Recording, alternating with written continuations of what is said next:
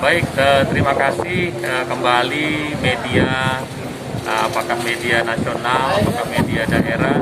Terima kasih selalu hadir di perbatasan, meliput perkembangan pasca dibukanya pintu perbatasan oleh negara jiran, bahwa ada peningkatan dari sisi ekspor, secara khusus ekspor barang-barang atau bahan pertanian dari kecamatan perbatasan yang berupa mungkin bahan makanan, mungkin beras, mungkin petai, hasil bumi, yang lainnya ya, ada lada, ada pisang, dan sebagainya.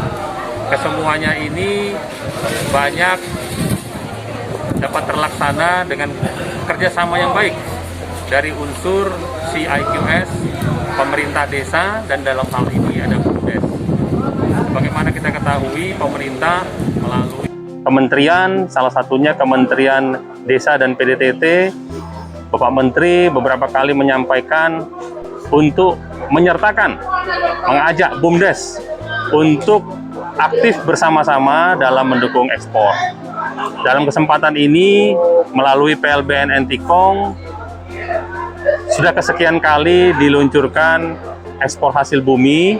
Memang jumlahnya belum begitu banyak, namun sudah menunjukkan ada peningkatan. Hari ini kami bersama-sama unsur bea cukai, unsur karantina, unsur pemerintah desa, BUMDes, bahkan beberapa masyarakat setempat, sama-sama kita menyaksikan bahwa hari ini untuk kesekian kalinya diluncurkan ekspor hasil bumi. Ya, sehingga selama ini mungkin ladanya yang tidak bisa terekspor sudah dapat diekspor, pisang, ada petai, ada jeruk, ada sayuran lainnya. Nah, itu semuanya bisa dijual sehingga ada memberi manfaat, dan tentu bagi negara tetangga juga ini sesuatu yang menyenangkan bagi mereka, karena mereka juga butuh memang hasil-hasil pertanian kita. Tadi ada keluhan terkait dengan mekanisme pemeriksaan barang dan juga pengiriman transit di jalur perbatasan Entikong dari PLBN. Seperti apa Pak itu yang dilakukan? Baik, dari sisi kita di dalam negeri, sejauh ini semua berjalan dengan lancar, ya. Namun ini perlu terus kita komunikasikan dengan pihak negara tetangga karena mengenai moda transportasi.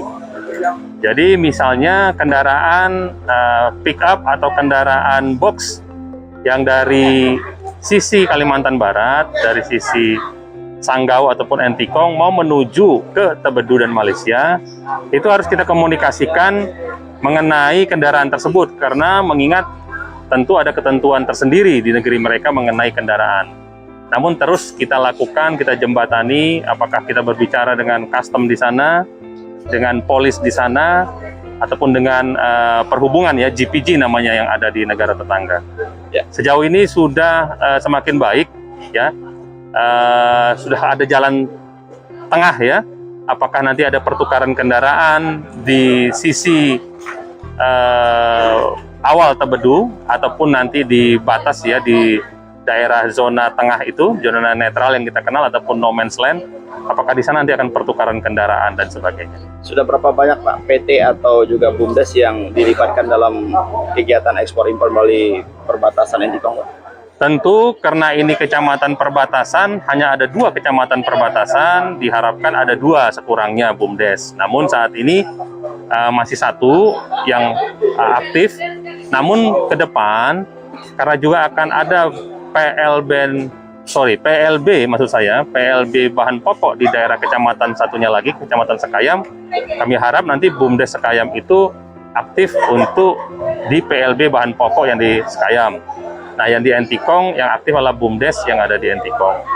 Mengenai eksportir, saat ini sekurangnya sudah ada mendaftarkan, yang kami data ada 5 yang aktif, yang sudah pengertian aktif itu selain mereka melaporkan kembali, mereka juga sudah menginstal aplikasi, karena ada aplikasi ekspor yang harus diinstal di sistemnya mereka yang agar terkoneksi dengan bea dan cukai. Dimulainya buka ekspor kemarin dan lihat-lihat ekspornya. Sebenarnya PLBN Entikong ini butuh berapa pelaku ekspor Pak? Kita tidak membatasi sepanjang pihak usahawan tersebut nanti dapat menyesuaikan ketentuan tentang atau mengenai ekspor. Ya, jadi kami tidak membatasi. Namun saat ini sekurangnya ada 5 yang sudah mendaftar kembali dan sudah menginstal aplikasinya. Karena kita tahu ke depan bahwa selain ekspor ini nanti semarak, semakin meningkat, tentu perlu pendataan, perlu dokumentasi. Di samping kita ketahui bahwa Kementerian Pertanian dalam hal ini dari karantina, kami secara bersama-sama, dan perlu kami sampaikan di kesempatan ini bahwa Bea Cukai dengan karantina pertanian itu sudah membuat satu MOU, Pak. Ya, di level atas. Nah, kita di level yang di tengah dan bawah ini tinggal mengaplikasikan MOU maupun perjanjian kerjasama bahwa kita meniadakan duplikasi pemeriksaan, Pak. Sehingga pun kita harapkan di NTCONG ini pemeriksaan itu bisa lebih cepat dan lebih akurat, sehingga pemeriksaan itu akan dilakukan bersama-sama antara karantina dan bea cukai bila terkait barang-barang ekspor yang berhubungan dengan pertanian sebagai contohnya. Kalau dengan ikan nanti juga akan kita lakukan hal yang sama. Demikian. Terima kasih Pak. Terakhir